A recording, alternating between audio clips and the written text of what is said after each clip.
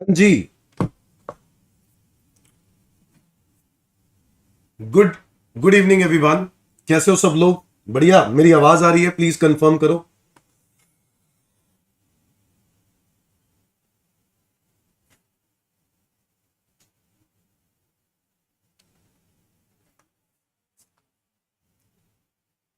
Hello everyone, good evening. चलो, तो स्वागत है दोस्तों आज के सेशन में। मेरी आवाज आ रही है? बस इसका कंफर्मेशन दे देते तो मैं आगे बढ़ पाता इजीली।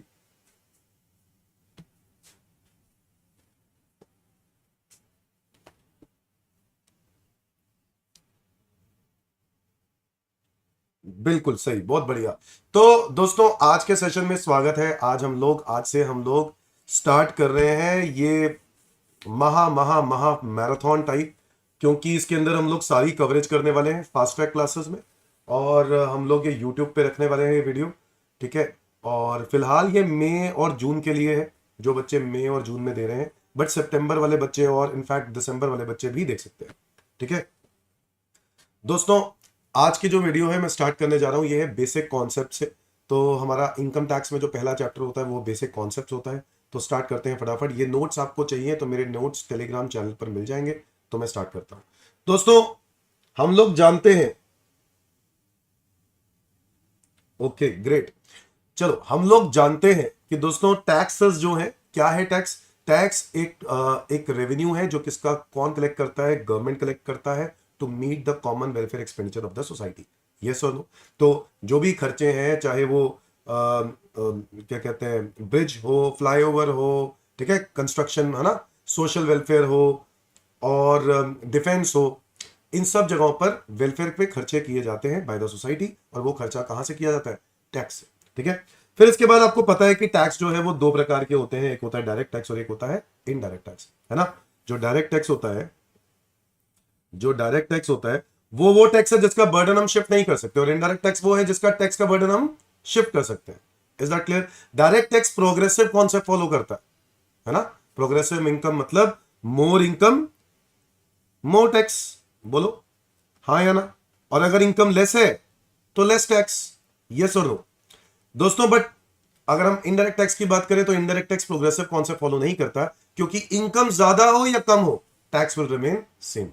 यस और नो? इनकम ज्यादा हो या कम हो, tax will remain same. Tax same रहता है दोस्तों, टैक्स सेम रहता है। बट हाँ, हम ये कह सकते हैं एक अमीर बंदा, जो पर्सन होगा अमीर इनकम, जिसके पास बहुत इनकम होगी, उसकी पेइंग कैपेसिटी ज्यादा होगी, तो उसके लिए ये टैक्स कुछ भी नहीं होगा। तो इनकम ज्यादा होने से एक पेइंग कैपेसिटी जरूर बढ़ती है। तो इसीलिए हम इसको रिग्रेसिव बोल सकते हैं। क्या बोल सकते हैं? रिग्रेसिव। तो दोस्तों direct tax progressive concept, indirect tax regressive concept. दोस्तों direct tax it indirectly affect the price of commodity. Direct tax it indirectly affect the price of commodity. जानते हो कैसे?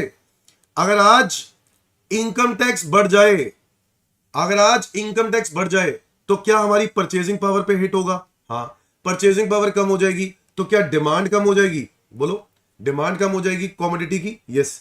जब डिमांड कम, देखो यार, परचेजिंग पावर कम हुई तो अब डिमांड उन लग्जरी गुड्स की और नॉर्मल गुड्स की कम कर दोगे। डिमांड कम होगी तो सब जो प्राइजेस हैं वो सप्लायर को क्या करने पड़ेंगे? कम करने पड़ेंगे, सो दैट डिमांड अप हो जाए।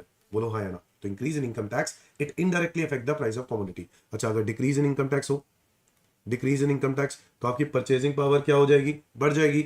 आपकी डिमांड क्या हो जाएगी? परचेजिंग पावर क्या हो जाएगी? बढ़ जाएगी। आपकी डिमांड क्या हो जाएगी? बढ़ जाएगी, क्योंकि आपके पास पैसा होगा लगाने के लिए, डिमांड बढ़ जाएगी। तो आपके कॉमोडिटी जो प्राइजेस हैं, भाई सप्लाई तो सेम है ना, तो डिमांड बढ़ गई तो प्राइजेस को क्या करना पड़ेगा? सारे बच्चे बताओ, प्राइजेस को क्या करना पड़ेगा? बढ़ाना पड़ेगा, बढ़ाना पड़ेगा, सो दैट डिमांड और सप्लाई एक जगह पे जाके मीट कर जाए, जिसको हम लोग इक्विलिब्रियम पॉइंट बोलते हैं। बोलो यस और no? Is that clear everyone? चलो, नाउ इनडायरेक्ट टैक्स की अगर हम बात करें, बच्चों ये तो लगता ही कमोडिटी पे है ना, तो अगर इनडायरेक्ट टैक्स की बात करें तो ये लगता ही कमोडिटी पे है। तो अगर जीएसटी बढ़ जाए तो प्राइस बढ़ गया, जीएसटी कम तो प्राइस भी कम। बोलो यस और नो? बोलो यस और no? Yes sir. Direct taxes को कौन मैनेज करता है? CBDT, central board of direct taxes. और इनडायरेक्ट टैक्सेस को कौन मैनेज करता है? CBIC, central board of indirect taxes and customs. Is that clear? Central board of indirect taxes and customs, यहां पे डायरेक्ट टैक्सेस का बोर्ड। ना दोस्तों एग्जांपल्स में अगर हम बात करें, एग्जाम्पल्स में बेटा लाइव हो रही है और मैं यहां पर हूं, ठीक है, मैं देख रहा हूं आपका मैसेज रोहित। एग्जाम्पल में बात करें तो income tax, property tax, minimum alternate tax, ये सब डायरेक्ट टैक्सेस के एग्जांपल है क्योंकि बर्डनशिप नहीं हो सकते। इनडायरेक्ट टैक्स में CST, GST, VAT, custom duty etcetera etcetera. बोलो यस और नो। तो ये तो जानते हो भाई साहब, 4 से 5 नंबर का वेटेज है इस पर्टिकुलर क्वेश्चन का, ठीक है। आगे बढ़ते हैं। नाउ टैक्सेबल इवेंट, दोस्तों टैक्सेबल इवेंट, एन इवेंट और situation which gives rise to tax liability, जिसकी वजह से टैक्स लायबिलिटी अराइज होती है, हम उसको क्या बोलेंगे? Taxable event. जिसको हम क्या बोलेंगे? टैक्सेबल, जिसकी वजह से टैक्स लायबिलिटी अराइज होती है। जैसे कि सेंट्रल सेल्स टैक्स क्यों लगता है? क्योंकि इंटर स्टेट सेल हो रही है, एक स्टेट से दूसरे स्टेट पर अगर सेल होती है तो क्या लगता है? सीएसटी। बच्चों क्या आज सीएसटी जिंदा है? सर सीएसटी जो है ना, वो वैसे तो अब खत्म हो चुका है, अब वो एलिमिनेट हो गया, बट सीएसटी अभी भी 2 प्रोडक्ट्स पे लगता है। एक है अल्कोहलिक लिक्कर, एक है अल्कोहलिक लिक्कर और एक है पेट्रोलियम आइटम्स। दोस्तों अल्कोहलिक लिक्कर, पेट्रोलियम आइटम्स पे इंटरस्टेट सेल होगी तो सीएसटी लगेगा। वैसे इंटरस्टेट अलाउड होती नहीं है इनकी, बट अगर इंटरस्टेट सेल होगी तो सीएसटी लगेगा, और इंट्रास्टेट सेल हुई तो वैट लगेगा। इंट्रा मतलब within the state sale हुई तो वैट लगेगा। इंटरस्टेट मतलब एक स्टेट से दूसरे स्टेट बिकी तो सीएसटी लगेगा। कस्टम ड्यूटी कब लगता है? जब भी हम कोई गुड इंपोर्ट करते हैं या फिर एक्सपोर्ट करते हैं तो क्या देते हो? कस्टम ड्यूटी देते हो, हाँ या ना? ओके, सो ये आपको समझ में आ रहा है इवेंट क्या है? तो टैक्सेबल इवेंट है रीजन जिसकी वजह से वो टैक्स लग रहा है। जीएसटी क्यों लगता है पता है? जीएसटी लगता है बिकॉज हम सप्लाई कर रहे हैं क्या? गुड्स या सर्विसेज या दोनों। इनकम टैक्स क्यों लगता है? अर्निंग टैक्सेबल इनकम पे। अगर आप आज इनकम कमाते हो तो उस पर आपको क्या पे करना पड़ेगा? Income tax. क्या ये बात क्लियर है? तो याद रहे फटाफट, सीएसटी किस पे लगता है? Interstate sale, value added tax, intrastate sale, custom duty, import export, goods and service tax यानी जीएसटी, सप्लाई ऑफ गुड और सर्विस, और both income tax, earning taxable income. है कि नहीं? सब लोग जानते हैं, हम तो फास्टर क्लासेस कर रहे हैं और मैं उम्मीद करता हूं कि सब लोग जानते हैं, तो फटाफट जवाब देते रहा करो दोस्तों। बच्चों इसके अलावा अगर हम बात करें, एक्साइज ड्यूटी भी होता है। Excise duty manufacture of goods in India पे लगता है, manufacture of goods in India. Now आगे बढ़ते हैं दोस्तों। अगर हम बात करें संविधान की, इंडिया की संविधान की, कॉन्स्टिट्यूशन ऑफ इंडिया, जो कि 26 जनवरी 1950 को इसका जन्म हुआ था, 26 जनवरी 1950। और किसने पास किया था इसको? डॉक्टर बी आर अम्बेडकर ने। बी आर अम्बेडकर जी ने इसको पास किया 26 जनवरी 1950। कितने आर्टिकल्स हैं संविधान में? 448 आर्टिकल्स हैं और 12 शेड्यूल्स हैं। बोलो हाँ या ना? Yes sir, very good. 448 articles हैं और 12 शेड्यूल्स हैं। कॉन्स्टिट्यूशन ऑफ इंडिया में एक आर्टिकल है जो मैं डिस्कस करने वाला हूं, वो है article number 246, schedule number 7। Article number 246 schedule number 7 के अंदर 3 तरह की लिस्ट होती है कि नहीं? एक होता है यूनियन लिस्ट, एक होता है स्टेट लिस्ट और एक होती है कॉन्करेंट लिस्ट। यूनियन लिस्ट वो लिस्ट होती है जिसकी पावर सेंट्रल गवर्नमेंट के हाथ में होती है। स्टेट लिस्ट वो लिस्ट होती है जिसके टैक्सेस की पावर स्टेट गवर्नमेंट के हाथ में होती है। और कॉन्करेंट लिस्ट वो लिस्ट होती है जिसकी पावर दोनों के पास होती है, central as well as state. Union list की अगर हम बात करें, एंट्री नंबर कौन सी? 82 इनकम टैक्स, है ना? 82 में लिखा है इनकम टैक्स। इनकम टैक्स लगाने की पावर किसके पास है? सेंट्रल गवर्नमेंट के पास है। 83 custom duty, 84 central excise, 92A CST और 97 taxes which are not levied, which are not covered under any list, that is service tax. क्या ये बात जानते हैं? ये बात याद है? फिर से एक बार बोलो, मेरे साथ साथ रिपीट करो, याद हो जाएगा। Entry number 82 income tax, 83 custom duty, 84 central excise, 92A CST, 97 taxes which are not covered under list 1, 2 and 3 and which is service tax. Service tax वैसे तो एंट्री नंबर 92C से आया था, फिर बाद में वहां से हटाकर इसको पावर यहां से ली गई क्योंकि सारी सर्विसेज कवर करनी थी एंट्री नंबर 97 में। क्या मेरी बात समझ में आई? List number 1। तो आज अगर इनकम टैक्स लगता है, आज अगर इनकम टैक्स लगता है तो उसका रीजन क्या है? इनकम टैक्स लगने का एक और एक ही रीजन है, बताओ क्या? Entry number 82 of list 1 of schedule 7 of article 246 of constitution of India. क्या ये बात समझ में आती है दोस्तों? स्टेट लिस्ट की अगर हम बात करें, लिस्ट नंबर 2 स्टेट लिस्ट, तो स्टेट लिस्ट 3 प्रकार के हो सकते हैं। स्टेट लिस्ट वैसे तो बहुत बड़ी है, बट अगर हम लोग अभी के लिए जाने तो उसमें आए एंट्री नंबर 51 याद रहे स्टेट एक्साइज, 53 याद रहे इलेक्ट्रिसिटी टैक्स, 54 याद रहे VAT. 51 state excise, 53 electricity tax, 54 VAT. क्या ये बात याद रहेगी? यस सर, हमें ये बात याद रहेगी। क्या ये बात क्लियर है? अच्छा, वैट दोस्तों, मैंने बोला वैट अब जिंदा नहीं है, वैट सिर्फ दो ही प्रोडक्ट्स में लगता है, अल्कोहलिक लिकर और पेट्रोलियम आइटम्स, ठीक है। सीएसटी भी अब आज के टाइम पे सिर्फ दो ही आइटम पे लग सकता है। और सेंट्रल एक्साइज की बात करें तो सेंट्रल एक्साइज भी एलिमिनेट हो गया और सेंट्रल एक्साइज भी दो ही आइटम पे लगता है। कौन कौन से याद है सबको? Tobacco and petroleum items, tobacco and petroleum items. Tobacco और पेट्रोलियम आइटम्स की मैन्युफैक्चरिंग पर सेंट्रल एक्साइज ड्यूटी लगाया जाता है और कस्टम ड्यूटी बिल्कुल जिंदा है, इनकम टैक्स बिल्कुल जिंदा है, इसको खत्म कर नहीं सकते, है कि नहीं। सर्विस टैक्स डिलीट हो गया, सर्विस टैक्स डिलीट हो गया क्योंकि उसी की जगह पर क्या आ गया? जीएसटी। और जीएसटी के लिए तो आपको जानते ही हो, नया आर्टिकल आया, आर्टिकल नंबर 246A। हम लोग आर्टिकल बात करें आर्टिकल नंबर 246 की, जहां पे कानून पावर्स, टैक्स की पावर्स डिस्ट्रीब्यूट की गई है, ठीक है, कुछ सेंट्रल गवर्नमेंट को, कुछ स्टेट गवर्नमेंट को और कुछ दोनों को।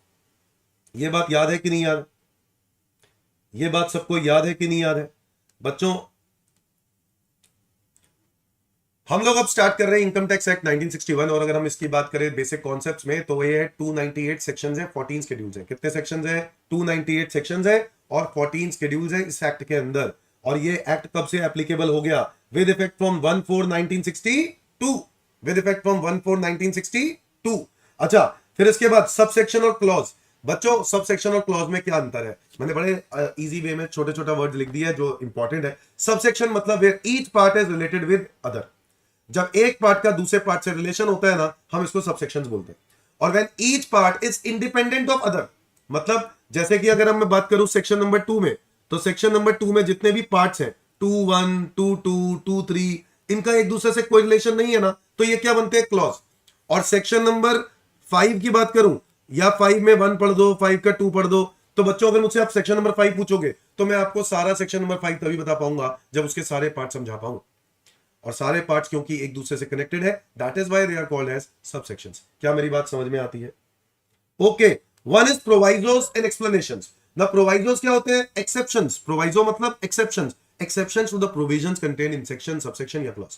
कोई भी कानून जो लिखा गया है सेक्शन में, सबसेक्शन में या क्लॉज में, उसके जो एक्सेप्शंस होते हैं दोस्तों, उनको हम क्या बोलते हैं? प्रोवाइजोस। क्या बोलते हैं उनको? प्रोवाइजोस। एक्सप्लेनेशंस, एक्सप्लेनेशंस का मतलब होता है clarification.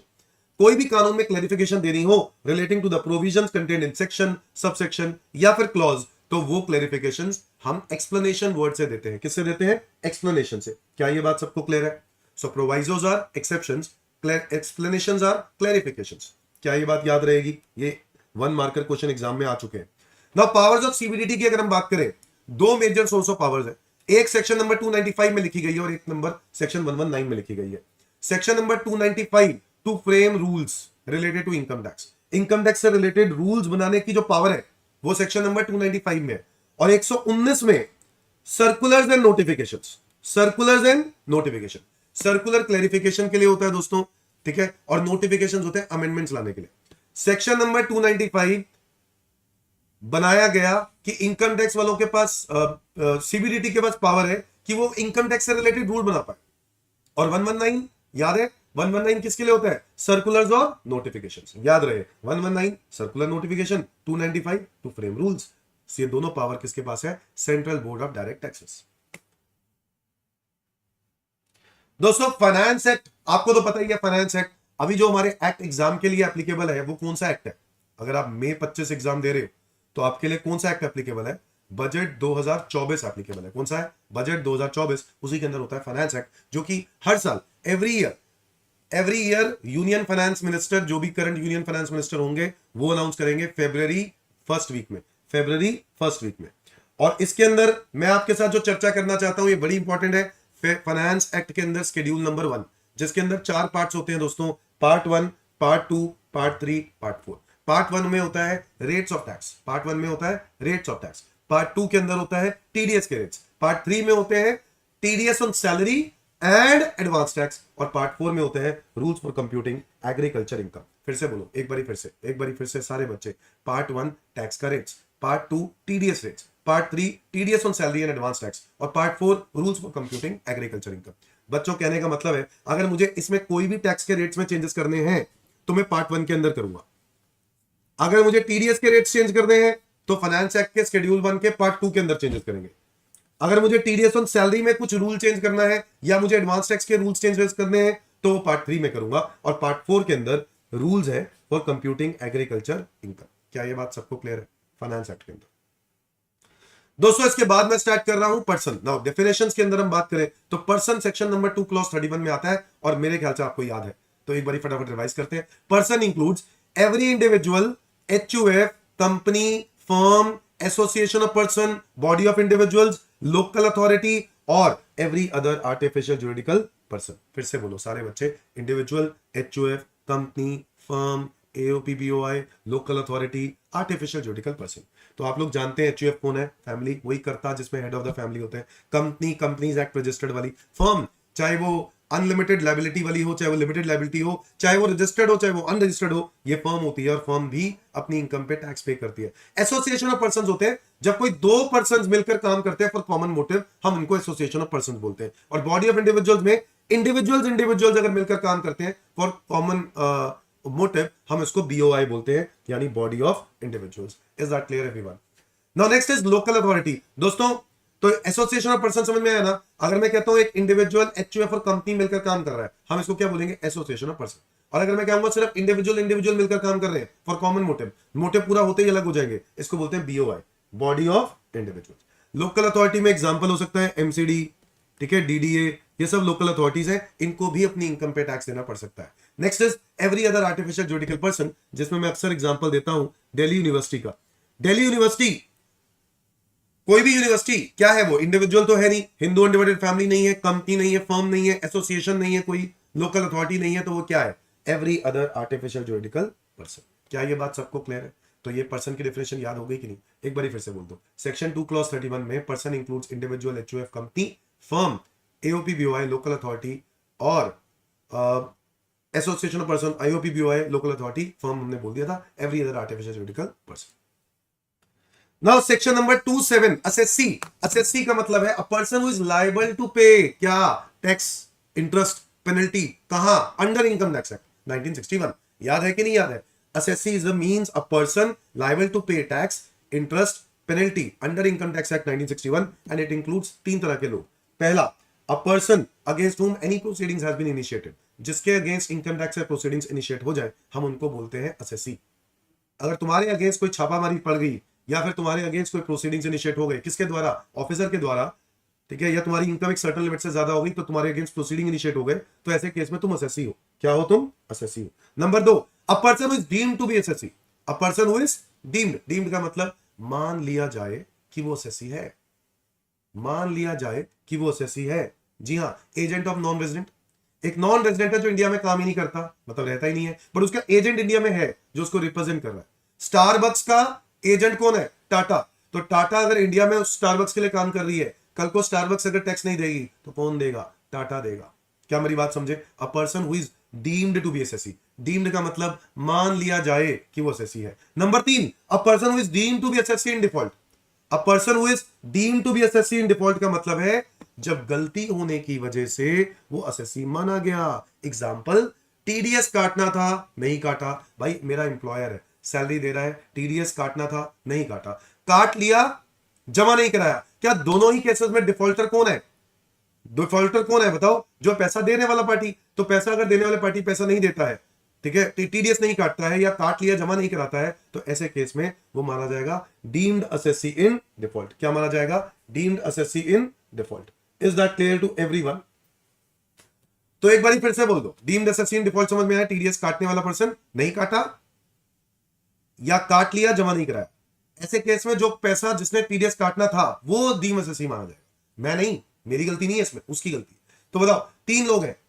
A person against whom proceeding has been initiated. Number 2, a person who is deemed to be SSC. Number 3, a person who is deemed to be SSC in default.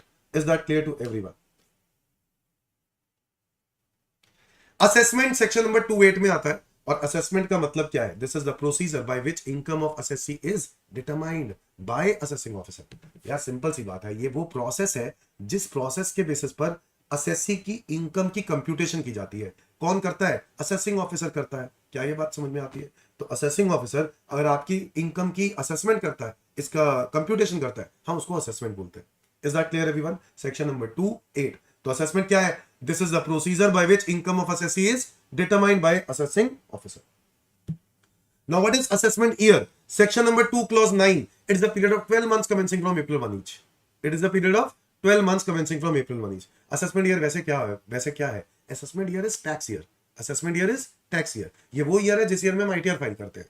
किस साल की income की ITR file करते हैं? पिछले साल की income की ITR फाइल करते हैं. जब पिछले साल की इनकम की ITR फाइल करते हैं उस ईयर को हम बोलते हैं प्रीवियस ईयर, और जिस ईयर में हम ITR फाइल करते हैं उसको हम बोलते हैं असेसमेंट ईयर, क्योंकि उसी ईयर में हम ऑफिसर को अपनी इंफॉर्मेशन देते हैं और उसके बेसिस पर वो इनकम को कंप्यूट करते हैं. क्या मेरी बात समझ में आती है? Assessment year section number 29 simple definition है, it is a period of 12 months commencing from April 1 each. फिर आता है previous year section 2 clause 34 and section number 3. कहता है प्रीवियस ईयर, कहता है as per section number 2 clause 34 previous year means as defined in section number 3. कह रहा है सेक्शन 3 में डिफाइन किया है, चेक करो. और सेक्शन 3 क्या कहता है? Previous year means a financial year immediately preceding the assessment year. याद कर लो फटाफट. Previous year means financial year immediately preceding the assessment year. तो असेसमेंट ईयर से पहले वाला जो फाइनेंशियल ईयर होता है हम उसको प्रीवियस ईयर बोलते हैं. For example previous year 24-25, assessment year है 25-26. यानी 1/4/2024 से लेकर 31 मार्च 2025 तक मैंने जितनी भी इनकम कमाई है ना, उसकी असेसमेंट कब होगी? नेक्स्ट ईयर, असेसमेंट ईयर में 2025-26. क्या ये बात सबको क्लियर है? सिमिलरली दोस्तों, अगर मैं एक और एग्जांपल दूं, previous year 2022-23, then what will be the assessment year? 2023-24. Yes और नो? सर इनकम की डेफिनेशन में हम पूरी डेफिनेशन तो नहीं याद कर सकते हैं, तो हम इसके अंदर एक्सट्रैक्ट्स याद करते हैं. क्या याद करते हैं? एक्सट्रैक्ट्स. एक्सट्रैक्ट्स का मतलब क्या है? कि कुछ मोटी मोटी बातें. सेक्शन नंबर 2 क्लॉज 24, मोटी मोटी बातें में पहला आता है प्रॉफिट एंड गेन्स. क्या आता है? Profit and gains. Profit and gains दोस्तों, अगर मैं कोई अपने बिजनेस में प्रॉफिट कमाता हूं, या मैं सैलरी कमाता हूं, या मैं कोई गेन प्रॉफिट गेन में कहीं मैंने बिजनेस नहीं लिखा है, तो इसका मतलब क्या है? कि मैं बिजनेस कर रहा हूं या नहीं कर रहा हूं, मैं कोई भी प्रॉफिट कमा रहा हूं, चाहे मैं जॉब करके कमा रहा हूं, सैलरी भी मेरा प्रॉफिट ही है. तो अगर प्रॉफिट एंड गेन्स है तो दोस्तों वो मेरी इनकम है और उस पर मुझे टैक्स देना है. Number 2 dividend. Number 2 dividend. Dividend तो आपको जानते ही हो, अदर सोर्सेस के अंदर वो टैक्सेबल हो जाता है. Yes, dividend is also your income. Number 3 voluntary contribution receive by a trust. अगर ट्रस्ट डोनेशन रिसीव करता है, वॉलंटरी कॉन्ट्रीब्यूशन रिसीव करता है, किस लिए? चैरिटेबल या रिलीजियस पर्पस के लिए, दोस्तों ये भी इनकम है. अब टैक्स लगे या ना लगे मेरा पॉइंट वो नहीं है, बट मैं ये कह रहा हूं कि वो इनकम है. सेक्शन 2 क्लॉज 24 में. क्या मेरी बात समझ में आई? तो इनकम की डेफिनेशन क्या कहती है? Voluntary contribution receive by a trust for charitable और religious purpose, it is income. Voluntary contribution receive by a trust for charitable और religious purpose, it is income. The value of any benefit और perquisite और profit in lieu of salary. अगर मुझे कोई benefit या perquisite मिलता है, जैसे कि रेंट फ्री अकोमोडेशन. क्या मिलता है? Rent free. कंपनी की तरफ से मुझे अकोमोडेशन मिल गया, मुझे कोई पैसा खर्च नहीं करना, तो दोस्तों मेरे को कोई रेंट नहीं देना, तो मेरे पैसे बचते हैं. उस बचत पर क्या लगेगा? टैक्स लगेगा. बोलो हाँ या ना? गवर्नमेंट छोड़ती है क्या? कह रहा है जो पैसा तुम्हारा बच रहा है, गाड़ी दे दी कंपनी ने, गाड़ी अपनी गाड़ी खरीदते ना, नहीं गाड़ी खरीदी, कंपनी ने दे दी, आपके पैसे बच गए, बचत हमसे बर्दाश्त नहीं होती, तो गवर्नमेंट कहता है उस बचत पर क्या लगाएंगे? टैक्स लगाएंगे. क्या मेरी बात समझे? The value of any benefit और परक्विजिट और profit in lieu of salary. Now what is profit in lieu of salary? दोस्तों कोई भी ऐसा पैसा जो सैलरी के अलावा दिया जाता है, हम उसको profit in lieu of salary बोलते हैं. अच्छा, दिया किसने है? एम्प्लॉयर ने दिया है, एम्प्लॉय को दिया है. ज्वाइनिंग करने से पहले भी हो सकता है कोई लालच कि तू मेरी कंपनी में ज्वाइन कर, मैं तेरे को 10 लाख रुपए अभी देता हूं. तो वो जो पैसा है उसको हम profit in lieu of salary बोलते हैं. क्या बोलते हैं उसको? Profit in lieu of salary. अच्छा, नेक्स्ट इज अलाउंस या any allowance granted to meet personal expenses. Company अपने एम्प्लॉय को अलाउंसेस दे रही है उसके पर्सनल खर्चों के लिए. ठीक है, जैसे कि सर्वेंट अलाउंस, जैसे कि medical allowance, transport allowance, convince allowance, बहुत सारे अलाउंसेस होते हैं. तो वो कंपनी अलाउंसेस और परक्विजिट्स में क्या फर्क है? अलाउंसेस एक फिक्स पेमेंट्स होती हैं जो कंपनी अपने एम्प्लॉय को देती है, और परक्विजिट्स में कंपनी जनरली या तो रीइंबर्समेंट देती है या फिर कंपनी आपको एकोमोडेशन दे देगी, गाड़ी दे देगी, इन काइंड में चीज दे देगी. In kind. क्या यह बात समझ में आती है? अलाउंसेस जो मिलते हैं जो कि एक फिक्स पेमेंट होते हैं, ये भी मेरी इनकम होती है दोस्तों. इस पर मुझे क्या देना है? टैक्स देना. Deemed profit under section 41 and section number 59. बच्चों डीम प्रॉफिट का मतलब है हम कुछ ऐसे सेक्शन पढ़ने वाले हैं जो कि हम यहां पढ़ेंगे पीजीबीपी में, और ये पढ़ेंगे हम कहां पे? अदर सोर्सेज में, जिसके अंदर डीम प्रॉफिट का मतलब है प्रॉफिट मान लिया जाए. प्रॉफिट मान लिया जाए. और बच्चों इसके अंदर एग्जांपल्स के तौर पे आप लिख सकते हो बैड डेट्स रिकवर्ड. क्या एग्जांपल लिख सकते हो? Bad debts recovered. बच्चों एक बात बताओ, अगर मैं प्रॉफिट मान लू, मतलब गवर्नमेंट कहता है कि अगर डीम प्रॉफिट मान लिया जाए कि आपका ये प्रॉफिट है, और वो कब, यार बैड डेट्स हो गए तो पीएनएल में खर्चा दिखा दिया कि नहीं, प्रॉफिट क्या कर दिया, कम, आज उसकी रिकवरी हो गई तो वो इनकम है, बोलो हाँ या ना। बैड डेट था तो खर्चा था, लॉस दिखाया, पीएनएल में डेबिट कर दिया, प्रॉफिट कम कर दिया। दोस्तों अगर रिकवरी हो गई तो मेरी इनकम है, उस पर मुझे टैक्स देना है, that is called as bad debt recovered. और दोस्तों ये दोनों सेक्शंस के अंदर आप पढ़ते हो, 41 पढ़ते हो पीजीबीपी में, 59 पढ़ते हो अदर सोर्सेज में। Is that clear to everyone? Any capital gain, दोस्तों अगर मैं कोई कैपिटल गेन कमाता हूं under section number 45, capital gain का सेक्शन है 45, तो दोस्तों अगर मैं कोई एसेट को खरीद कर बेचता हूं, उस पर मैंने कुछ गेन कमाया है, तो उस गेन पे मुझे टैक्स देना है, वो गेन मेरी इनकम होती है। क्या होती है? मेरी इनकम होती है। क्या मेरी बात समझ में आती है? That capital gain is my income, और उस पर मुझे टैक्स देना होता है। Next, winning from lottery, crossword puzzles, races और एनी अदर कैजुअल इनकम। दोस्तों अगर मैं कोई लॉटरी इनकम से कमाता हूं, crossword puzzles, races, any other casual income, games वगैरह, बेटिंग, गैम्बलिंग, दोस्तों ये मेरी इनकम है, ये भी मेरी इनकम है, और इस पर भी मुझे टैक्स देना है। ये बात हम पढ़ते हैं कहां पे? Other sources. मुझे बताओ कैपिटल गेन वाला, ये कैपिटल गेन के अंदर ही पढ़ोगे, ये तो मैंने लिख ही दिया पीजीबीपी में और अदर सोर्सेज में। अलाउंसेस कहां पढ़ते हैं? सैलरी के अंदर। परक्विजिट्स कहां पढ़ते हैं? परक्विजिट्स कहां पढ़ते हैं? सैलरी के अंदर। Voluntary contribution receive by trust, वैसे ये अलग चैप्टर होता है, ट्रस्ट का एक अलग चैप्टर होता है, ये आपके फाइनल लेवल पे आता है। डिविडेंड कहां पढ़ते हैं? Other sources. Profit and gains can be any income, salary भी हो सकती है, पीजीबीपी भी हो सकती है, that can be defined in any terms. क्या मेरी बात समझ में आ रही है? अच्छा दोस्तों, एनी सम और money, any sum of money और प्रॉपर्टी रिसीव विदाउट कंसिडरेशन, अगर मतलब मुझे कोई कंसिडरेशन नहीं देना, बदले में मुझे फ्री में कोई चीज मिल जाए, मतलब मेरे को पैसा मिल गया या फिर मुझे कोई इन काइंड में चीज मिल गई, तो ऐसे केस में अगर उसकी वैल्यू 50,000 से ज्यादा हो, तो दोस्तों वो मेरा गिफ्ट होता है, और ये गिफ्ट मुझे टैक्सेबल होता है। क्या मेरी बात समझ में आई? गिफ्ट मुझे टैक्सेबल होता है। Under the head, under the head other sources, under the head other sources, yes और no? Capital gain long term short term दोनों होते हैं, yes Aryan, you are right.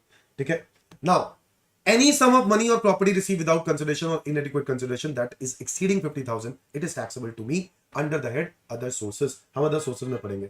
दोस्तों any sum receive under keyman policy, दोस्तों keyman policy जो कि company का important person होता है, वो पर्सन अगर उसकी डेथ हो जाए ना, तो कंपनी को पैसे मिलते हैं, क्योंकि कंपनी ने उसकी इंश्योरेंस करा रखी है, उसके लिए प्रीमियम भरती है। तो कल को कंपनी अगर उसकी डेथ होने पर पैसा रिसीव करती है, तो वो कंपनी की इनकम है, कंपनी की इनकम है, कंपनी को मिलेगी, तो कंपनी का पीजीबीपी इनकम हो जाएगी। अच्छा, कंपनी चाहे तो जो कीमैन है उसके रिप्रेजेंटेटिव को दे सकता है, अगर उसके रिप्रेजेंटेटिव को दे दे तो वो उसकी अदर सोर्सेज इनकम हो जाएगी। कौन सी इनकम हो जाएगी? Other sources. और अगर रिप्रेजेंटेटिव को भी नहीं दिया, मान लो उस रिप्रेजेंटेटिव को नहीं दिया, मान लो किस पर्सन को दिया, उसी को पर्सन को दिया, डेथ नहीं हुई, 10 साल की पॉलिसी थी, 10 साल एक्सपायर हो गए, खत्म हो गए, पैसे आए, पैसे आने के बाद इंप्लॉय को दे दिया, इसको profit in lieu of salary बोलेंगे दोस्तों, और ये सैलरी हेड में टैक्सेबल हो जाएगा। कहां टैक्सेबल हो जाएगा? सैलरी हेड में, profit in lieu of salary. क्या ये बात समझ में आ रही है? So any sum receive under keyman insurance policy, 10 point है, ये 10 पॉइंट आप याद कर लो, बताओ हो जाएंगे कि नहीं? एक बार फिर से रिवाइज कर लेते हैं। सबसे पहले profit and gains, number 2 dividend, number 3 voluntary contribution receive by trust for charitable और religious purpose, number 4 value of any benefit और परक्विजिट और profit in lieu of salary, number 5 any allowance granted to meet personal expenses, number 6 deemed profits chargeable under section 41 and section number 59, number 7 any capital gain chargeable to tax under section 45, number 8 winning from lottery, crossword puzzles, races or any other casual income, these are other sources income, number 9 any sum of money जैसे कि gift या property received in kind without consideration, without consideration तो ये gift है और ये taxable होगा, या इनएडिक्वेट कंसिडरेशन भी होता है तो भी ये टैक्सेबल होता है under the head other sources. और any sum receive under keyman policy, ये पीजीबीपी में भी टैक्सेबल हो सकता है, ये सैलरी में भी टैक्सेबल हो सकता है, और ये अदर सोर्सेज में भी टैक्सेबल हो सकता है। क्या मेरी बात समझ में आ गई? Next definition we are talking about India, section number 2 clause 25A कहता है इंडिया क्या है? The term India, territory of India as per article 1 of the constitution, संविधान के आर्टिकल 1 के अंदर जो टेरिटरी मेंशन की गई है, यानी वो सारी स्टेट्स और यूटीज, ये सारी के सारी टेरिटरी इंडिया है। दोस्तों टेरिटोरियल वाटर्स, समुंदर में 12 नॉटिकल माइल, जो समुंदर, जो इंडिया का समुंदर वाला पार्ट है, कोस्टल एरिया से ये जो 12 नॉटिकल माइल तक का एरिया होता है ना, इस 12 नॉटिकल माइल को हम क्या बोलते हैं? Indian territorial waters. क्या बोलते हैं? Indian territorial waters. उसका सी बेड यानी समुद्री चादर, समुंदर, और सब सॉइल जो नीचे सॉइल है, दोस्तों ये सब इंडिया है। कॉन्टिनेंटल शेल्फ क्या होता है? Continental shelf is nothing but जो कोस्ट से लैंड जुड़ी होती है और जो लैंड आगे शेल्फ समुंदर के अंदर तक जाती है, उस पूरी शेल्फ को हम कॉन्टिनेंटल शेल्फ बोलते हैं। एक्सक्लूसिव इकोनॉमिक जोन क्या होता है? सर अगर मैं इस जोन को 200 नॉटिकल माइल तक ले जाऊं, कहां तक ले जाऊं? 200 नॉटिकल माइल, तो दोस्तों इस एरिया को हम क्या बोलते हैं? Exclusive economic zone. अच्छा, 1 nautical mile is equal to 1.853 kilometres. Distance जो पानी के अंदर समुद्र में जो डिस्टेंस होता है ना, वो हम लोग नॉटिकल माइल वाइज कैलकुलेट करते हैं। क्या मेरी बात समझ में आती है?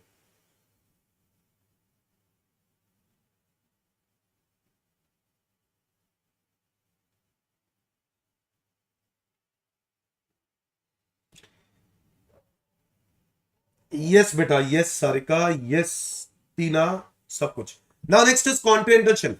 कॉन्टिनेंटल शेल्फ क्या है? मैंने बता दिया कॉन्टिनेंटल शेल्फ क्या है। तो जो समुद्री कोस्ट है ना, कोस्ट, इंडिया का जो कोस्ट है, उस कोस्ट से जो लैंड जुड़ी हुई है, जैसे बीच एरिया होता है ना, जो लैंड जुड़ी हुई है, जो लैंड जुड़ी हुई है उसको हम क्या बोलते हैं? Continental shelf. Exclusive economic zone 200 nautical mile. कह रहा कोई भी स्पेसिफाइड मैरीटाइम जोन जो कि इंडियन गवर्नमेंट डिक्लेयर करती है, कोई भी जोन, वो सब इंडिया माना जाता है। क्या मेरी बात समझ में आई? तो बताओ इंडिया क्या है? Territory of India as per article 1। Number 2, its territorial waters, sea bed and subsoil. Number 3, continental shelf. Number 4, exclusive economic zone. 200 nautical mile तक इंडिया ही माना जाएगा समुद्र में। इसलिए जो जो अंडमान आइलैंड और लक्षद्वीप आइलैंड है ना, वो 200 नॉटिकल माइल के अंदर ही आते हैं, इसलिए वो इंडिया में माना जाता है।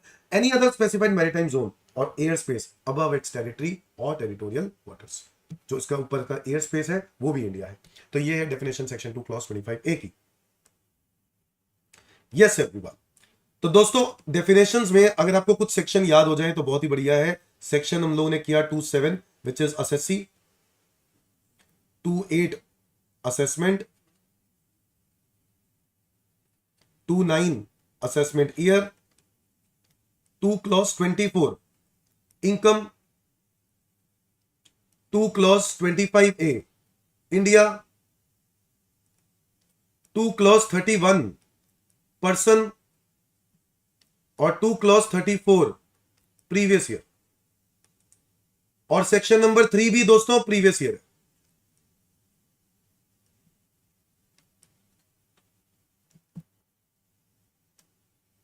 आगे आ जाओ दोस्तों, फॉर्म्स ऑफ इनकम। ना दोस्तों फॉर्म्स ऑफ इनकम की अगर हम बात करें तो फॉर्म्स ऑफ इनकम दो प्रकार की होती है, या तो मॉनेटरी या फिर इन काइंड।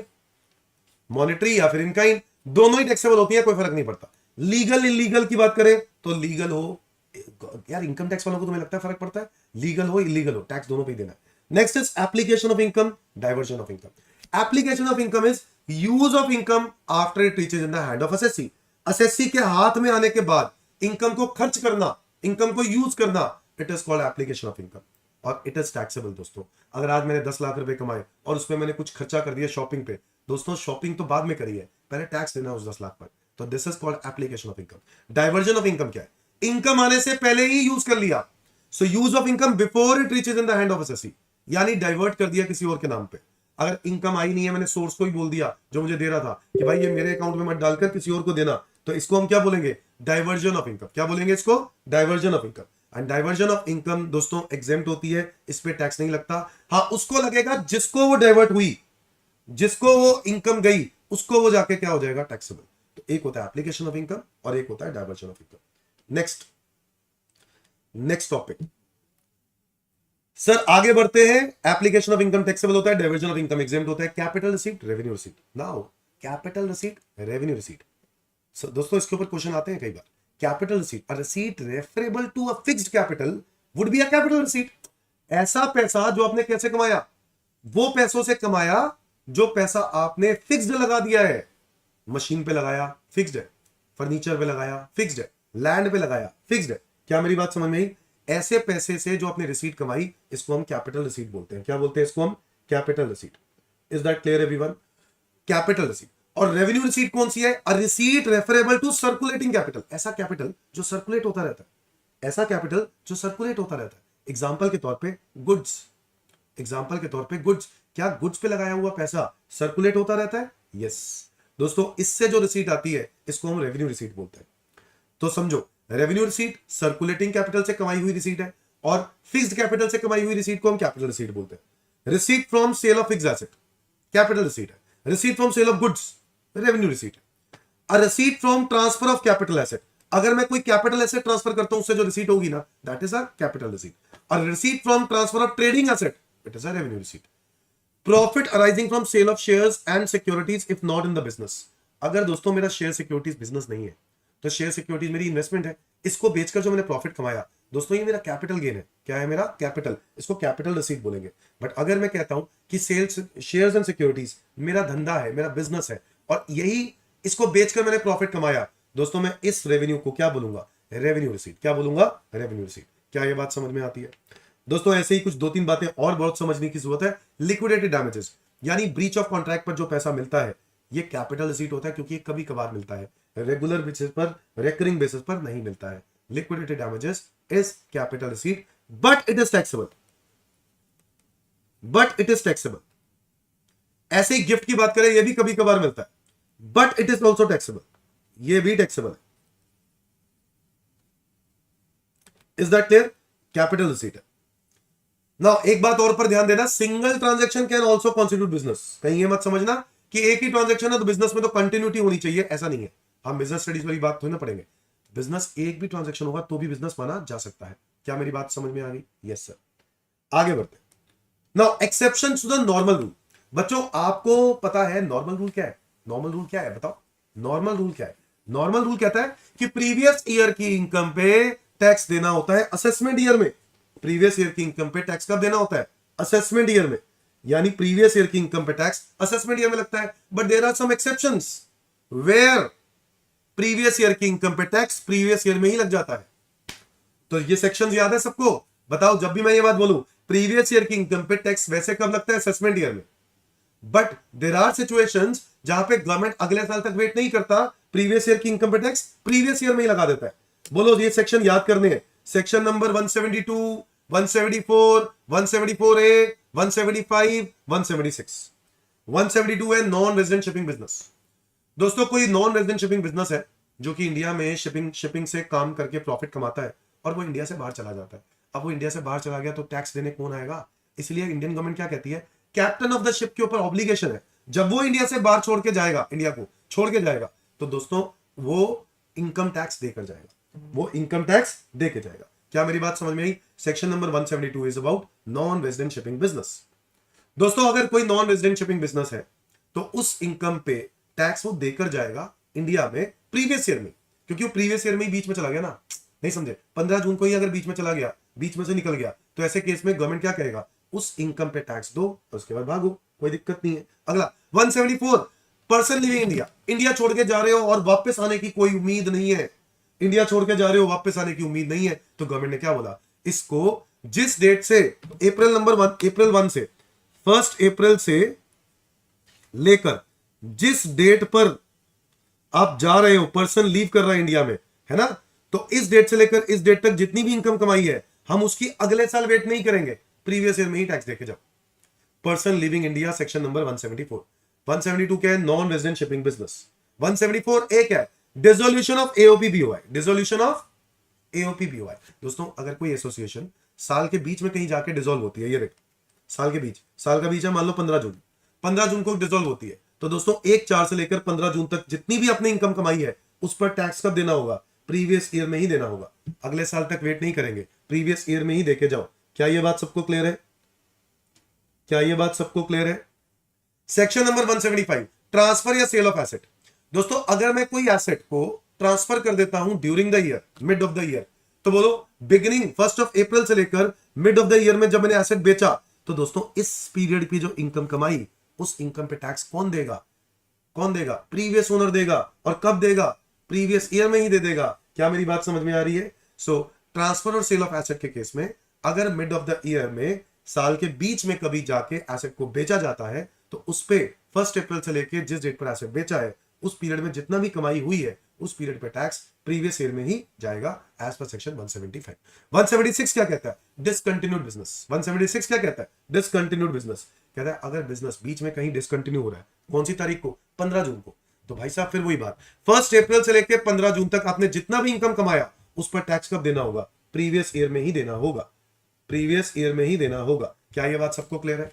तो बताओ, इन सारे सेक्शंस के अंदर एक ही बात कॉमन है, ये जो मैंने लिखा है 1 अप्रैल से लेकर जिस डेट पर आपका वो इवेंट हुआ उस पूरे पीरियड की इनकम आपको प्रीवियस ईयर में ही देके जानी है, इसलिए ये एक्सेप्शन है। कह रहा है section 172 non resident shipping business, 174 person living India, 174 dissolution of AOP by, 175 transfer या sale of asset and 176 discontinued business. क्या ये बात सबको क्लियर है? ना दोस्तों, एक छापे वाले सेक्शन होते हैं, आपको याद होगा previous year for undisclosed source of income. Undisclosed मतलब जो ऐसी इनकम जो सोर्स आपको पता नहीं कहां से आया, आपके पास पाया गया। हाँ, आपके पास पाया गया, कैश क्रेडिट पाया गया। क्या पाया गया? कैश क्रेडिट पाया गया। ठीक है, अगर आपके पास कैश बैंक अकाउंट में क्रेडिट हुआ है, शुभ चिंतक ने दे दिया है, तो दोस्तों ऐसे केस में वो इनकम मान ली जाएगी। क्या मान ली जाएगी? इनकम मान ली जाएगी, और उस पर आपको टैक्स देना पड़ेगा। कोई जानता है टैक्स कितना है? 78%। कैश क्रेडिट्स होने पर अगर वो तुम्हारी इनकम मान ली जाएगी जिस साल में वो कैश क्रेडिट हुआ है। Section number 69 unexplained investments. दोस्तों, अगर कोई इन्वेस्टमेंट्स है जिसकी कोई satisfactory explanation is not given by the assessee, यानी मेरे पास छापा पड़ने के बाद पता चलता है कि मेरे पास कुछ इन्वेस्टमेंट के पेपर पड़े हुए हैं, मैंने शेयर्स में इन्वेस्ट किया हुआ है, मैंने यहां इन्वेस्ट किया, वहां इन्वेस्ट किया, बट मेरे पास उसका कोई रिकॉर्ड अवेलेबल नहीं है, सिर्फ सबूत है बट बैंक अकाउंट में कोई एंट्री नहीं है। तो ऐसे केस में वो आपसे पूछेगा, भाई साहब ये पैसा कहां से आया? तो ऐसे इन्वेस्टमेंट्स को हम बोलते हैं अनएक्सप्लेन्ड इन्वेस्टमेंट्स। क्या बोलते हैं इसको? Unexplained investments. ऐसी इन्वेस्टमेंट्स जो अनएक्सप्लेन्ड इन्वेस्टमेंट्स होती हैं दोस्तों, जिसकी सेटिस्फैक्टरी एक्सप्लेनेशन असेसी नहीं देता है, पूछते हैं आपसे, अगर आप सेटिस्फाई कर दो तो ठीक, सेटिस्फाई करने के तरीके आप जानते हो, सेटिस्फाई कर दिया तो ठीक, नहीं कर पाए तो दोस्तों वो आपकी इनकम मानी जाती है, और उस इनकम पर क्या लगता है? Tax. Unexplained investments. Section number 69A unexplained money. आपके घर पे छापा पड़ा और अनएक्सप्लेन्ड मनी मतलब मनी पाई गई, हाँ, गोल्ड पाया गया, बुलियन पाया गया, तो ऐसे केस में दोस्तों जिस ईयर में वो पाया गया उस ईयर की वो इनकम मान ली जाती है। गवर्नमेंट कहता है, आपसे सेटिस्फैक्टरी एक्सप्लेनेशन पूछता है, अगर आप सेटिस्फाई कर दो तो ठीक, नहीं कर पाए तो वो उस साल वो जो गोल्ड है, वो जो इन्वेस्टमेंट है, वो जो मनी है, हाँ, जो पाया गया है आपके पास, वो तुम्हारी इनकम मान ली जाएगी और उस इनकम पे टैक्स लग जाएगा उसी ईयर के अंदर। क्या मेरी बात समझ में आ रही है? क्या मेरी बात समझ में आ रही है? सेक्शन नंबर 69B कह रहा amount of investment not fully disclose in the books of accounts. कोई ऐसी investments which is not fully disclose in the books of accounts. Simple सी बात है, कोई इन्वेस्टमेंट है जिसकी वैल्यू, इन्वेस्टमेंट की वैल्यू 40 लाख है।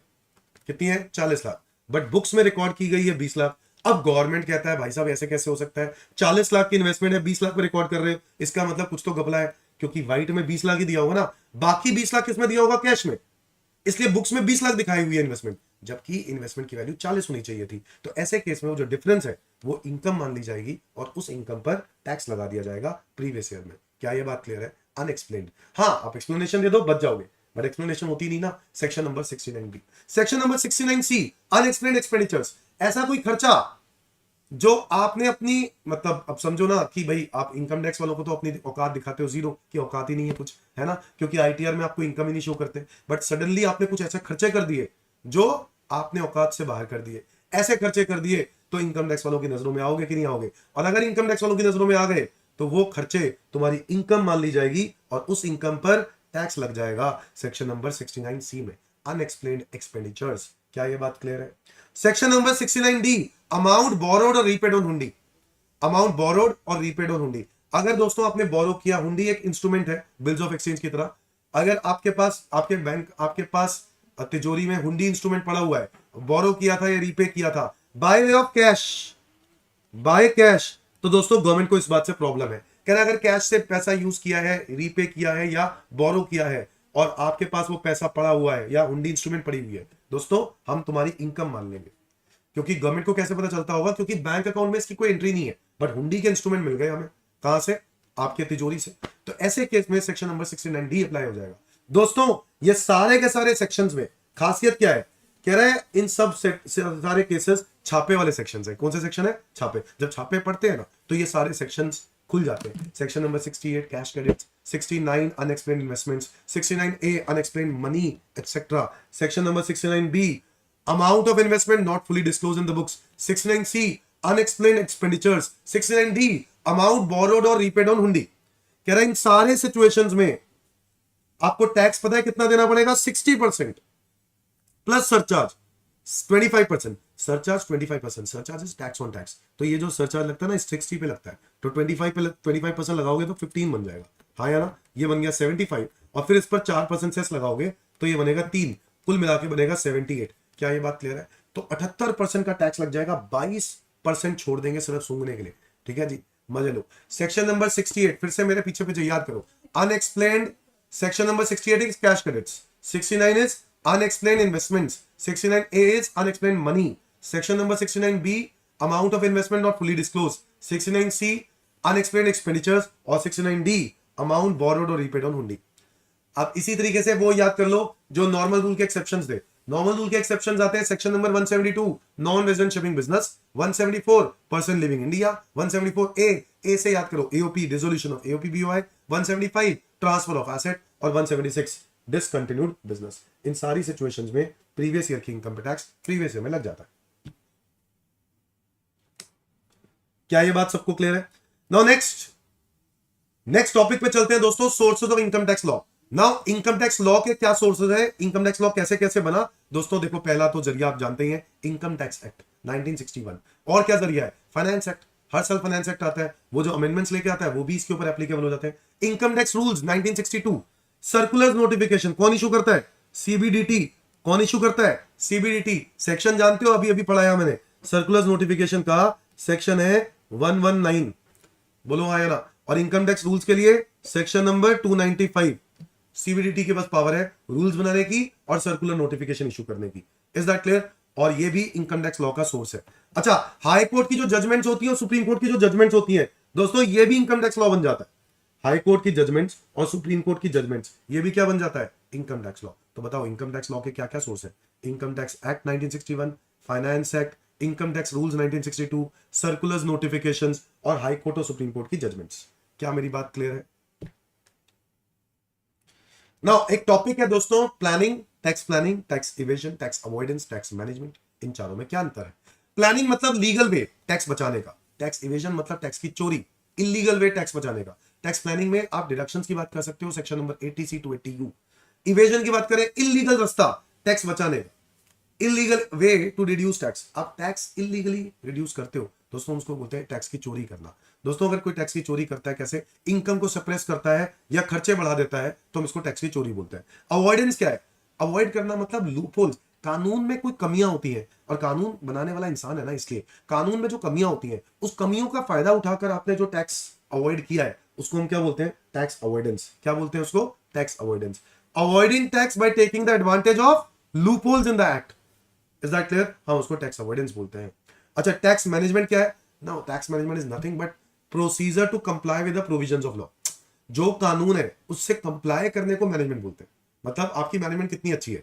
आपकी मैनेजमेंट इतनी अच्छी है कि आप आईटीआर की कभी ड्यू डेट मिस नहीं करते हो, कभी जीएसटी की ड्यू डेट मिस नहीं करते हो, इसको बोलते हैं टैक्स मैनेजमेंट। क्या बोलते हैं इसको? Tax management. तो याद करें, planning is legal way to reduce tax, evasion is tax की चोरी, illegal way to reduce tax, avoidance is taking advantage of loopholes of the income tax law, और tax management is the process to comply with the provisions of law. Is that clear to everyone? अगला topic आ जाता है दोस्तों, basis of charge, section number 4। ये रीढ़ की हड्डी है, इनकम टैक्स चार्जिंग सेक्शन है। कहता है इनकम टैक्स लगता है तो इसी वजह से लगता है। It provides that tax shall B charge at the rates prescribed for the year by the annual finance act. यानी रेट कौन देता है? Annual finance act. यस और नो? अभी कौन सा फाइनेंस एक्ट चल रहा है? फाइनेंस एक्ट 2024, और उसके शेड्यूल 1 के पार्ट 1, 2, 3, 4 आपको याद होगा, अभी अभी हमने पढ़ा था। पार्ट 1 में क्या था? टैक्स के रेट्स। बच्चों उसी रेट की बात कर रहा है, उसी के अंदर फाइनेंस एक्ट के अंदर रेट्स दिए जाते हैं, और वही रेट्स का जो है उसी रेट्स के बेसिस पर हमारा टैक्स लगता है। तो tax shall B charge at the rates prescribed for the year by annual finance act. The charge is on every person. किस पे लगता है? पर्सन पे। पर्सन कौन है? Section 2 clause 31। पर्सन कौन है? Section 2 clause 31। सेक्शन 2 क्लॉज 31 यानी individual, HOF, company, firm, AOP, BOI, local authority और every other artificial juridical person. Tax is chargeable on total income earn during the previous year and not on assessment year. Yes, सही बात है। Tax जो लगता है वो previous year की income पे टैक्स लगता है, असेसमेंट ईयर की इनकम में नहीं लगता है। प्रीवियस ईयर की इनकम पे टैक्स प्रीवियस ईयर में लग जाता है, असेसमेंट ईयर तक नहीं जाती है बात। अच्छा, इसके कोई एक्सेप्शन है? हाँ, प्रीवियस ईयर की इनकम पे टैक्स प्रीवियस ईयर में लग जाता है। देखो, तो टोटल इनकम तो कौन अर्न करते हैं प्रीवियस ईयर में, हालांकि टैक्स असेसमेंट ईयर में लगता है, नॉर्मल रूल की बात करें, नॉर्मल रूल की बात करें अगर तो। But there are some exceptions where previous year की इनकम पे टैक्स प्रीवियस ईयर में लग जाता है। सेक्शन नंबर 172, 174, 174A, 175 और 176 क्या बोलता है? सेक्शन नंबर 4, सेक्शन नंबर 4 बोलता है कि जो रेट लगते हैं इनकम टैक्स के, वो लगते हैं एज पर फाइनेंस एक्ट, जो शेड्यूल 1 के पार्ट 1 के अंदर दिया हुआ है। Number 2, the charge is on every person. Number 3, tax is chargeable on total income earned by assessee during the previous year, है ना। और प्रीवियस ईयर में जो कमाएगा वो टैक्स कब देगा? असेसमेंट ईयर में, ऐसा ही होता है ना। But there are some exceptions जहां पे प्रीवियस ईयर की इनकम में टैक्स प्रीवियस ईयर में ही लग जाता है। Is that clear? Tax shall be levied in accordance with and subject to the various provisions contained in the act. Act के अंदर जो भी टैक्स के जो कानून है, जो टैक्स का रूल दिया हुआ है कि कैसे टैक्स कंप्यूट करना है, वो एक्ट के अंदर दिया हुआ है। तो tax shall be levied in accordance with and subject to the various provisions contained in the act. क्या मेरी बात समझ में आ गई? तो ये 4 बातें आपको ध्यान देनी है जब भी क्वेश्चन आ जाए सेक्शन नंबर 4 पे। बच्चों, steps to levy tax on income. Now income पे टैक्स लगाने के लिए कुछ स्टेप्स का हमें ध्यान रखना है, विच इज स्टेप नंबर 1। सबसे पहले आपको क्या करना है? रेजिडेंशियल स्टेटस निकालना है, क्योंकि आप अगर रेजिडेंट हो तो आप ज्यादा टैक्स देते हो, नॉन रेजिडेंट्स जो है वो कम टैक्स देते हैं। क्या टैक्स के रेट्स में फर्क है? नहीं नहीं नहीं, रेजिडेंट्स हर तरह की इनकम पे टैक्स इंडिया में देते हैं, कहीं से भी इनकम कमाएंगे टैक्स इंडिया में देंगे। नॉन रेजिडेंट्स सिर्फ उसी इनकम पे टैक्स इंडिया में देते हैं जो इंडिया में कमाते हैं या फिर वो इंडिया में रिसीव करते हैं। तो डिटरमाइन रेजिडेंशियल स्टेटस हमारा पहला स्टेप है। Number 2, classification of incomes under different head. Classification of income under different head. तो बच्चों मेरे 5 तरह की इनकम्स है: salary, house property, PGBP, capital gain, other sources. बच्चों मेरी जितनी भी इनकम्स है मैं उनको क्लासिफाई करता हूं इन 5 तरह में।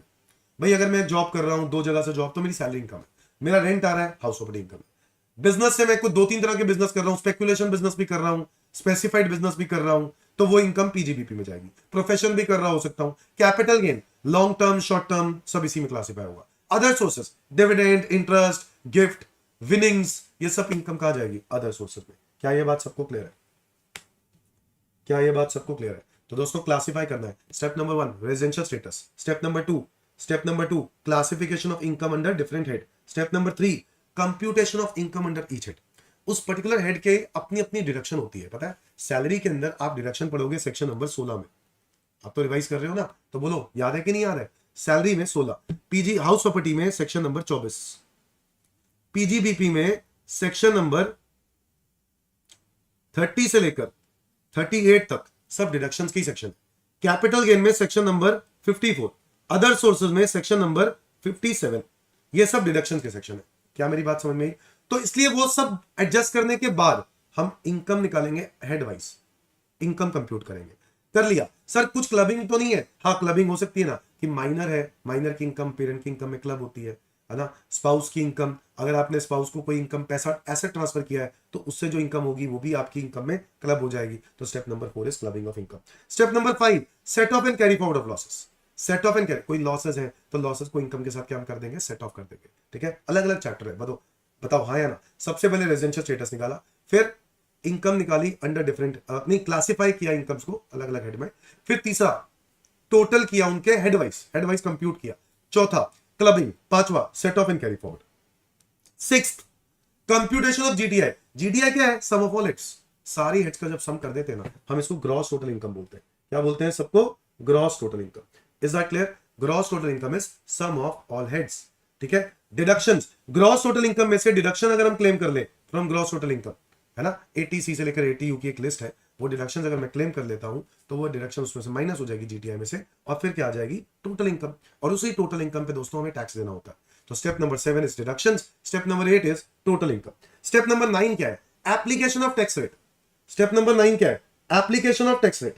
तो टैक्स रेट अप्लाई होगा, इंडिविजुअल का होगा, एचयूएफ का होगा, कंपनी का होगा, फर्म का होगा, दैट डिपेंड्स। ठीक है, तो टैक्स रेट लगाएंगे स्टेप नंबर 9 में, application of tax rate. Step number 10, tax rate लगने के बाद दोस्तों सरचार्ज ऐड कर देंगे। अगर सरचार्ज है तो ऐड कर देंगे, अगर रिबेट मिलनी है तो रिबेट माइनस कर देंगे, सेस है उसी के अंदर। अच्छा, उसके बाद सरचार्ज या रिबेट दोनों हो सकते हैं क्या? नहीं, रिबेट मिलता है, आपको याद होगा ओल्ड रिजीम में 5 लाख, न्यू रिजीम में 7 लाख, तो वो उतने तक की इनकम पे रिबेट मिलता है। सरचार्ज तो लगता है जब इनकम 50 लाख से ज्यादा होती है, तो दोनों में से कोई एक ही लगेगा, या तो सरचार्ज लगेगा या रिबेट लगेगा। तो अगर सरचार्ज है तो सरचार्ज ऐड कर दो, रिबेट है तो रिबेट को टैक्स में से माइनस कर दो। क्या ये बात क्लियर है? फिर इसके बाद हेल्थ एजुकेशन से ऐड कर दो। स्टेप नंबर 12 क्या है? अगर एएमटी लगता है तो चेक करो, कंप्यूट एएमटी इफ एनी। मतलब अगर तुम्हें लगता है कि वो एप्लीकेबल है, क्योंकि एएमटी सब पर एप्लीकेबल नहीं होता। अगर तुम्हारी टोटल इनकम 20 लाख से ज्यादा होती है ना, तब एएमटी एप्लीकेबल होता है, और वो भी ओल्ड रेजिम लेने पर। नए रेजिम में तो है ही नहीं एएमटी। क्या ये बात क्लियर है? Alternate minimum tax. Step number 13, examine whether to pay tax under default regime या ओल्ड रेजिम।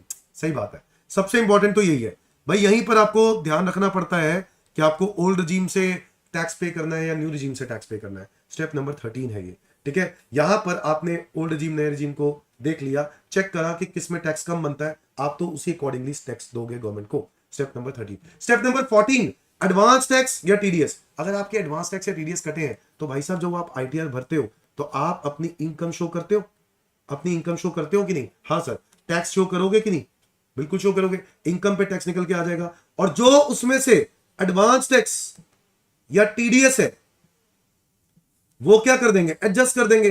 भाई अगर टैक्स बनता है 1 लाख और एडवांस टैक्स टीडीएस आपका 60,000 कटा है, तो आपको 40,000 रुपए का और टैक्स पे करना पड़ेगा कि नहीं? ये बन जाएगा पेबल, ये बन जाएगा पेबल। और अगर एडवांस टैक्स टीडीएस ज्यादा है, टैक्स से इससे ज्यादा है, ज्यादा कटा है, तो ऐसे केस में वो रिफंडेबल बन जाएगा। क्या बन जाएगा? रिफंडेबल। क्या ये बात क्लियर है दोस्तों? तो अगर एडवांस टैक्स ज्यादा है, टीडीएस ज्यादा है, किससे? टोटल टैक्स से, जो आपका टैक्स बनता है उससे भी ज्यादा कटा है, तो ऐसे केस में वो रिफंडेबल बन जाएगा। और अगर वो टैक्स कम है तो दोस्तों डिफरेंस अमाउंट पेबल बन जाएगा। स्टेप 15 स्टेप समझ में आ गए कि नहीं? एएमटी क्या होता है बेटा, अलग टॉपिक है। ऑल्टरनेट मिनिमम टैक्स अलग टॉपिक है, इसकी भी revision class fast track class के अंदर मैं कवर करूंगा। वैसे fast track class is for दो स्टूडेंट्स जिन्होंने सब कुछ पढ़ा हुआ है पहले, तो अगर एक बार पढ़ के आओगे तो ज्यादा आसानी होगी, ठीक है। आगे आ जाओ। 15 स्टेप्स, तो एक बार फिर से बोल देते हैं सारे 15 स्टेप एक बार फिर से। सबसे पहले रेजिडेंशियल स्टेटस निकालेंगे। Number 2, classification of income under different heads. Number 3, computation of head wise, computation कर दो head wise. Number 4, clubbing. Number 5, set off. Number 6, computation of GTI. Number 7, deductions. Number 8, total income. Number 9, application of tax rate. Number 10, surcharge या rebate. Number 11, cess. Number 12, computation of AMT, अगर alternate minimum tax लग रहा है तो check करेंगे। Step number 13, examine whether to pay tax as per default regime और as per old regime. आपको check करना है कि क्या आपको डिफॉल्ट रेजिम के हिसाब से टैक्स देना है या फिर आपको ओल्ड रेजिम से। तो दोस्तों डिफॉल्ट रेजिम या ओल्ड रेजिम ये आपको चेक करना है, तो आपको टैक्स की कैलकुलेशन करनी पड़ेगी। क्या मेरी बात समझ में आ रही है? और फिर स्टेप नंबर 14, आपको देखना है कि आपका कितना एडवांस टैक्स या टीडीएस गया है। जो भी एडवांस टैक्स टीडीएस गया है वो आप वहां पे डिटेल लिखोगे, और फिर पेबल बच जाएगा या रिफंडेबल। क्या ये बात सबको क्लियर है? क्या ये बात सबको क्लियर है? दोस्तों हमारा आखिरी टॉपिक रह जाता है maximum marginal rate, section number 2 clause 29C। Maximum marginal rate का मतलब है the rate of income tax including surcharge applicable in relation to highest slab, highest slab in case of individual, HUF, AOP, BOI, AJP. इन पे जो highest rate लगता है ना, वो वाला रेट को हम मैक्सिमम मार्जिनल रेट बोलते हैं। जैसे कि डिफॉल्ट रेजिम की अगर हम बात करें तो डिफॉल्ट रेजिम में मैक्सिमम मार्जिनल रेट क्या लगता है पता है? 30%। डिफॉल्ट मतलब न्यू रेजिम 115 बीएससी है ना, 115 बीएससी डिफॉल्ट रेजिम। उस पे टैक्स का हाईएस्ट रेट क्या है आपको जानते हो? 30%। सरचार्ज लगेगा 25% ऑन 30%, विच इज 7.5, और फिर टोटल हो गया 37.5। फिर इसके बाद सेस, सेस है 4%, ये लगेगा 37.5 पे, 1.5 बन जाएगा, टोटल हो गया 39%। क्या ये बात क्लियर है? ओल्ड रेजिम की अगर हम बात करें, टैक्स का रेट है 30%, सरचार्ज लगेगा 37% जो कि हाईएस्ट रेट है, 37% ऑन 30%, विच इज 11.1, टोटल हो गया 41.1। सेस लगा दोगे 4% on 41.1, which is equal to 1.644, total हो जाएगा 42.744%। क्या ये बात क्लियर है?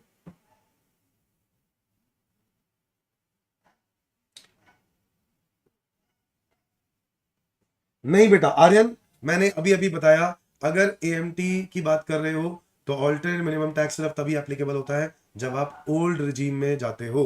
अगर नए रिजीम में होगे तो आपके ऊपर एएमटी का कानून नहीं लगेगा। AMT is alternate minimum, minimum आपको इतना टैक्स देना होता है, और वो नए रिजीम में नहीं है, सिर्फ ओल्ड रिजीम में। क्या मेरी बात समझ में आ गई? एवरेज रेट ऑफ टैक्स क्या है? एवरेज रेट ऑफ टैक्स का मतलब है rate arrive at by dividing the amount of income tax calculated on total income by such total income. Tax divided by total income, उसका जो average, उसका जो rate निकलेगा ना, tax divide by total income, भाई इनकम कमाई 20 लाख, 20 लाख की income कमाई और उस पर आपका टैक्स है 2 लाख। अगर 20 लाख की कमाई पे 2 लाख का टैक्स है तो दोस्तों क्या हम कह सकते हैं कि आप देखा जाए तो 10 पैसे का टैक्स देते हो, 1 रुपए कमाने पर 10 पैसे का टैक्स देते हो। इसको बोलते हैं एवरेज रेट ऑफ टैक्स। क्या बोलते हैं? Average rate of tax. That's it दोस्तों, दैट्स इट दोस्तों, एंड ऑफ द सेशन। कैसा लगा? मजा आया कि नहीं? अब देखो ऑब्वियसली मजा उन्हीं को ही आना चाहिए जिन्होंने पहले पढ़ा हुआ है। जरूरी नहीं है कि मुझसे ही पढ़ाओ, बट अगर आपने बेसिक कॉन्सेप्ट पहले पढ़े हुए हैं तो ही आपको आसानी होगी। अब आपको समझ में आ गया होगा जो फास्ट टैग क्लास का मकसद है वो सिर्फ और सिर्फ ये है कि मैं आपको फास्टली करवा दूं, क्विकली करवा दूं, फिर उसके बाद सारा का सारा गो थ्रू हो जाएगा। नंबर 1। नंबर 2, मैं प्रैक्टिस भी कराऊंगा। अभी अगली क्लास जो होगी वो टैक्स रेट्स के ऊपर होगी, ठीक है? तो मैं प्रैक्टिस भी कराऊंगा, बट द पॉइंट इज कि प्रैक्टिस कराने के साथ साथ मेरा थोड़ा सा फास्ट वर्जन ये होगा, तभी तो हम फास्ट टैग बोल रहे हैं। हम रेगुलर क्लासेस नहीं ले रहे। रेगुलर क्लासेस के लिए आप लोगों को मेरा रेगुलर बैच ज्वाइन करना पड़ेगा, वो चार्जेबल होता है, ठीक है? बट और ये जो मैं इसकी बात कर रहा हूँ किसकी, इसकी क्लास की, प्रैक्टिस की, तो दोस्तों ये जो है ये फास्ट ट्रैक क्लास है, ये अभी मैं फ्री ऑफ कॉस्ट है। क्या ये बात क्लियर है? तो मजा आया तो जल्दी जल्दी सब लोग इसको लाइक कर देंगे और अपने दोस्तों को शेयर करेंगे, ठीक है? अपने स्टेटस पे डालो दोस्तों ताकि लोगों को पता चले। थैंक यू, बाय बाय दोस्तों। कल नहीं परसों फिर मिलते हैं। परसों भी नहीं, ट्यूसडे को मिलेंगे, है ना? टीटीएस बोला था मैंने, तो ट्यूसडे को मिलते हैं, टैक्स रेट्स की क्लास होगी। Thank you, bye bye.